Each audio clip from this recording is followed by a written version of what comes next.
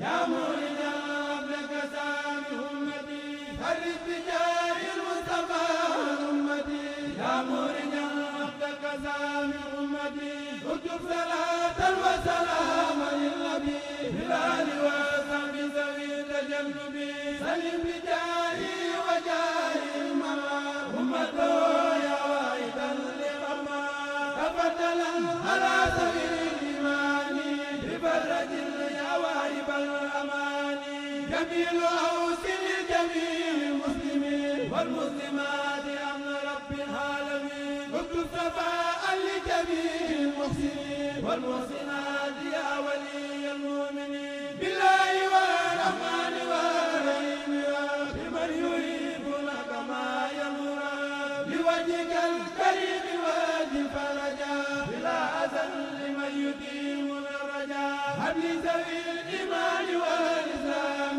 غير بزارات بلا ملام ما تدرنا بك الخديم يا غير من يجود بالتقديم نبات سايا إليك يا سكور بكرم ومنة وبسكور بحق وجهك الكريم أبلغ إجابة يا من محوت كمله بالله والرحمن والرحيم يا من بقريب ومجيب سميا هب للذين آمنوا وأسلموا فراق فتنة الذين ظلموا مسليا مسلما على الرسول باسمه يا من أباني بسول مسليا مسلما على الرسول باسمه يا من أباني بسول مسليا مسلما على الرسول باسمه يا من أباني بسول مسليا مسلما على الرسول باسمه يا من أباني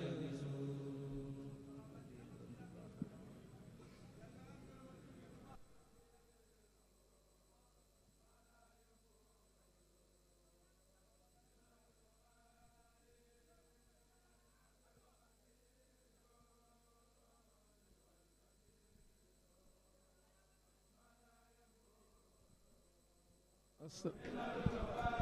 asalaamaaleykum asalaamaaleykum wa rahmatullah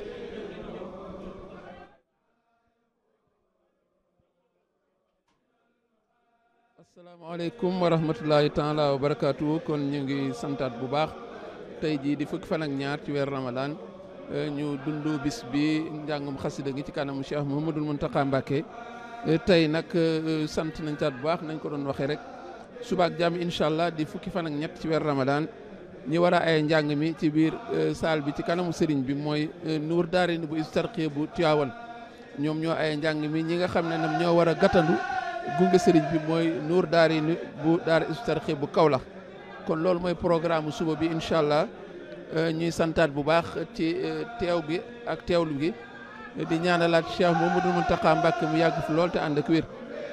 tey nag ñu fas yéene jottali leen beneen programme kon nous venons donc de vivre en direct cette déclamation sur les écrits du vénérable Cheikh Ahmadou Bamba et le programme de demain c'est le groupe dénommé Nour Daarayni de la daara Hizbut Tarqiyyah de Tivaouane qui va être à l'honneur et déclamer devant le khalife. Ceux qui auront la charge d'accueillir et de raccompagner le khalife, mais ce sera le groupe dénommé Nour Daarayni de la daara Hizbut Tarqiyyah de Kaolack. Donc, sans plus tarder, nous allons continuer nos relations sur les écrits du vénérable Cheikh Ahmadou Bamba.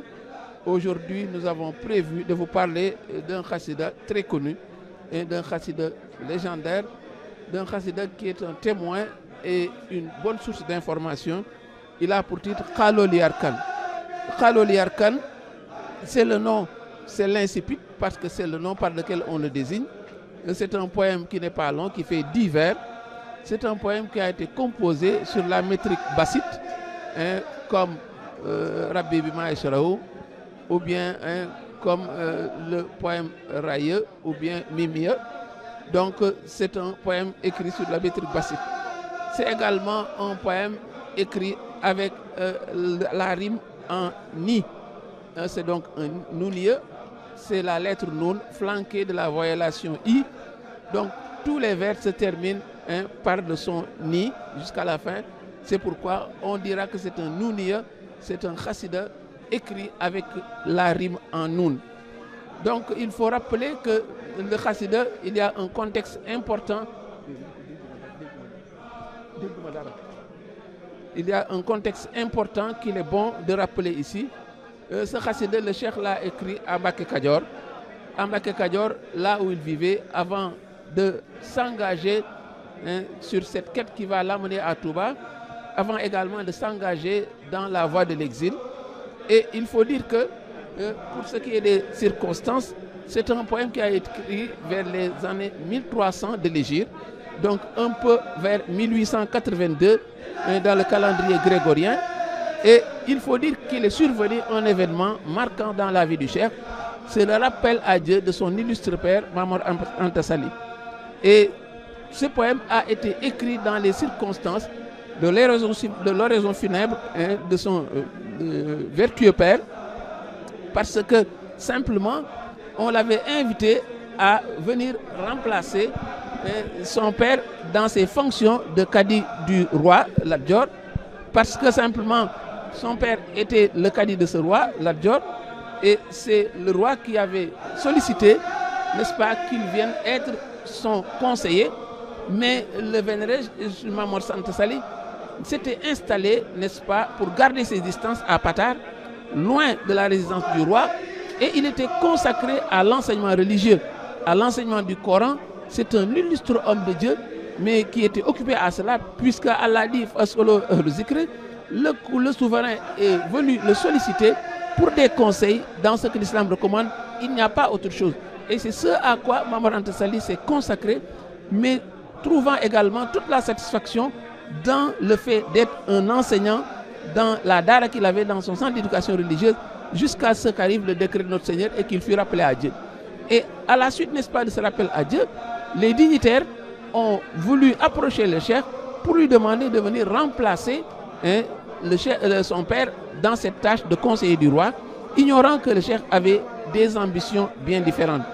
Et quand ils lui ont demandé de venir auprès du roi pour ce faire, mais c'est comme quelqu'un qui aujourd'hui se voit proposer le poste de conseiller du président de la République, mais le cheikh l'a décliné purement et simplement.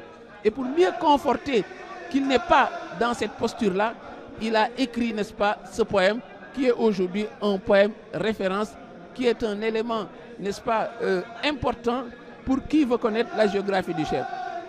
Ça montre déjà qu'il y avait en lui ces signes, ces vertus, mais qui font que les gens déjà ont pensé à lui pour remplacer son père, mais également le cheikh, il avait d'autres ambitions, parce qu'on sait qu'en 1301, juste après, n'est-ce pas, cette année-là, il va faire cet appel à Mbacké Kadior pour la naissance du mouridisme. C'est dire donc que son ambition n'était pas cela.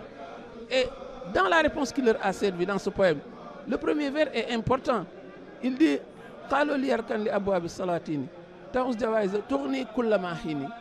ils m'ont dit, penche vers les portes des sultans et tu seras infiniment comblé. Évidemment, sur le plan pédagogique, purement, la première question, ce premier vers, mais sonne comme quelqu'un qui pose le débat, qui rappelle le sujet. Si c'était dans un langage scolaire, on parlerait de la consigne.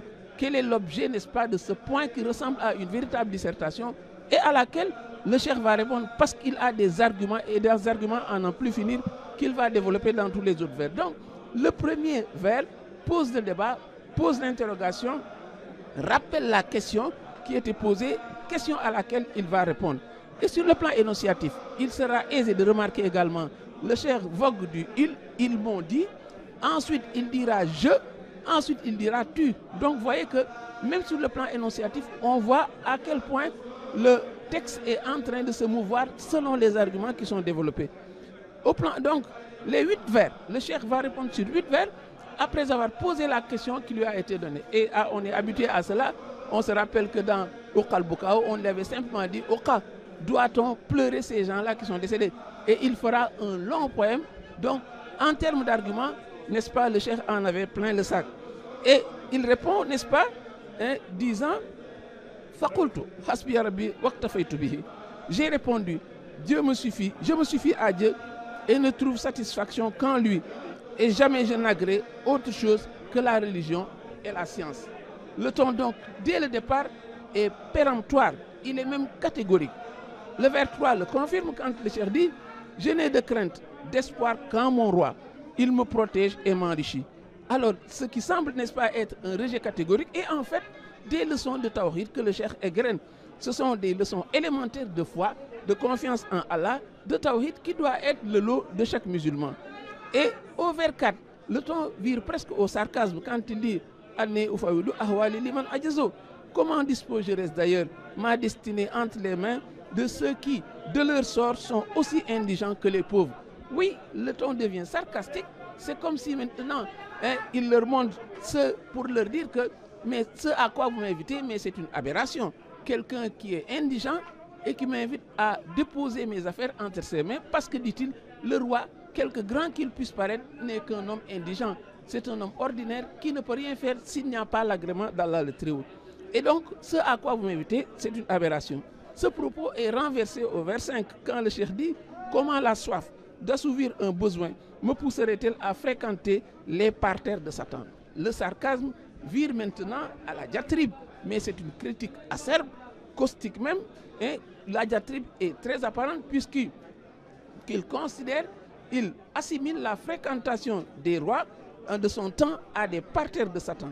Les vers 6 et les vers 8 exposent et magnifient l'attitude agréée par Allah. Oui, parce qu'après avoir balayé d'un revers de main tout ce qui n'est pas appréciable et acceptable, il leur montre maintenant qu'est-ce qu'il faut faire. L'attitude agréée par Allah, mais c'est celle de tout croyant quand il dit « In kuntaza hazanin ou kuntaza watarin ». Ce qui devait être donc une joute, n'est-ce pas, oratoire, homérique, devient, n'est-ce pas, un exposé brillant où le cheikh fait une séance de clarification pour leur montrer l'attitude qu'il faut avoir. Il leur dit, si je suis dans l'affliction ou dans la nécessité, j'invoque le maître du trône. Il est l'assistant, l'omnipotent. Dieu commande à sa guise ce qui relève de la volonté. Mais ce qui est surtout marquant, c'est cette posture de confiance absolue qu'il a en Allah. Avant même d'aller en exil, regardez ce propos, il le tient. Il n'était même pas encore engagé dans l'exil. Cet exil où il dira qu'il sera un soleil brillant, et pourtant on décelait déjà en lui toutes ces vertus, toutes ces valeurs-là. Le vers 8 va dans le même sens. Lui seul, dit-il, peut hâter une chose ou ajourner une chose. Oui, parce que Allah détient le daf et le djalb. Il a le pouvoir de décision, il a le pouvoir d'abrogation. Autre enseignement qu'il est en train de leur servir. Et les vers 9 et 10 ont une allure conclusive. Il a développé, il a posé le sujet, il a développé son argumentaire. Le ton maintenant est à la conclusion. C'est pourquoi on change sur le plan énonciatif et le cheikh prend le tu. Il lui dit, oh toi qui me blâmes, n'abuse pas, et cesse de me blâmer. Mon renoncement au bas monde ne m'afflige guère. Et le ton est événement récapitulatif. Il est en train de clore le débat après avoir égrené force argument. Le vers 10 dit-il, si mon seul défaut est le rejet de ses biens de roiteler, cela, dit-il, est un précieux défaut qui ne me déshonore pas. Et là, on relève en passant l'usage de la figure de style de l'oxymore, l'alliance de termes. Deux termes qui semblent antithétiques, parce que comment dit-on, un défaut peut être précieux. Comment pourrait-on trouver du prix dans un défaut? Mais c'est une manière de dire aux gens, de manière subtile, que vous êtes là dans un impossible compromis. Il y a là un mariage impossible entre l'eau et le feu. Ce que vous considérez comme détestable, je le considérais toujours comme une chose, n'est-ce pas, vertueuse, importante, derrière laquelle je cours. Et voilà donc, n'est-ce pas, un propos qui est là de manière subtile pour leur montrer que véritablement, ce que vous tentez ne va jamais aboutir. Ce que vous considérez comme détestable, je le considère comme une chose, n'est-ce pas, appréciable. C'est pourquoi aujourd'hui encore, il n'y a rien de plus, dit-il, valeureux, rien de plus succulent que d'être en Dieu et pour Dieu et de se détourner de ce qu'il considère comme Dar Zulam, la demeure des ténèbres qui est ce bas monde. Wassalamu alaikum wa rahmatullahi ta'ala wa barakatuhu.